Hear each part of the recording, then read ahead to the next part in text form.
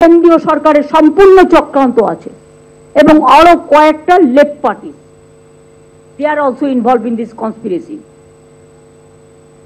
যেহেতু আমরা কিছু পাল্টা করছি না, একতরফা হয়ে যাচ্ছে। রাতের বেলায় পুজোর সময় পুলিশ রাত জেগে পাহাড় দেয়, কোনো দুর্ঘটনা ঘটলে পাহাড় দেয়, দাঙ্গা হলে পাহাড় দেয়, দুর্যোগ হলে পাহাড় দেয়।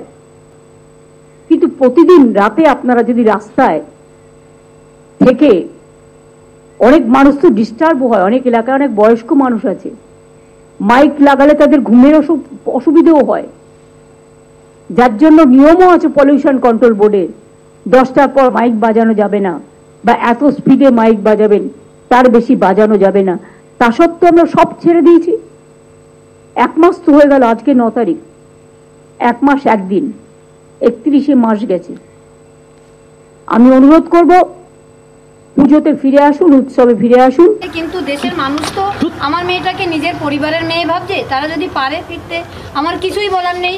তবে আমার ঘরেও দুর্গাপুজো হতো, আমার মেয়ে নিজে করত, সেটা তো আমার বাড়িতে তো কোনোদিন আর দুর্গাপুজোর আলো জ্বলবে না, আমার ঘরের প্রদীপ নিভে গেছে। আমি কি করে মানুষকে বলবো উৎসবে ফিরতে বলুন? 1 মাস হয়ে গেছে। যদি মুখ্যমন্ত্রীর ফ্যামিলিতে এরকম ঘটনা ঘটতো, উনি কি পারতেন এটা বলতে? নিশ্চয়ই পারতেন না। আমাদের উচ্ছ্বাস সেদিনই প্রকাশিত হবে, সেদিনই আমরা উচ্ছ্বাস করতে পারবো।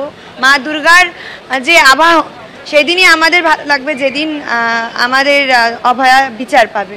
তার আগে কোনো উচ্ছ্বাস নেই। কিন্তু দুঃখজনক, আমরা ধিক্কার জানাই এই বক্তব্যকে, যেখানে সারা ভারতবর্ষ সারা বিশ্ব আজকে জাস্টিসের দাবিতে কথা বলছেন। তিনি এভাবে যে এই যে খেলা মেলা, এই যে উৎসব দিয়ে মানুষকে ভোলাতে চাইছে, এটা অত্যন্ত দুঃখজনক। আমরা এটা ধিক্কার জানাই, এটা বলার কোনো ভাষা নেই আমাদের কাছে।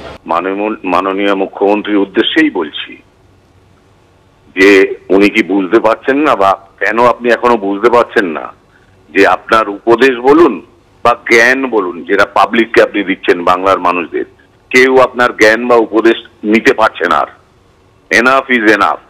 দ্বিতীয় কথা, ঈশ্বর না করুক আপনার পরিবারের কোনো মহিলার সাথে যদি সেম জিনিসটা হতো, আপনি পারতেন তো উৎসবে যোগ দিতে?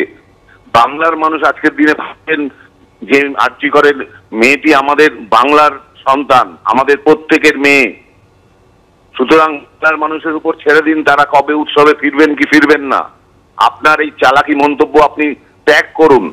বাংলার মানুষ মন থেকে আপনাকে আর চাইছে না, এটা একটু পরিষ্কার বলতে চাই।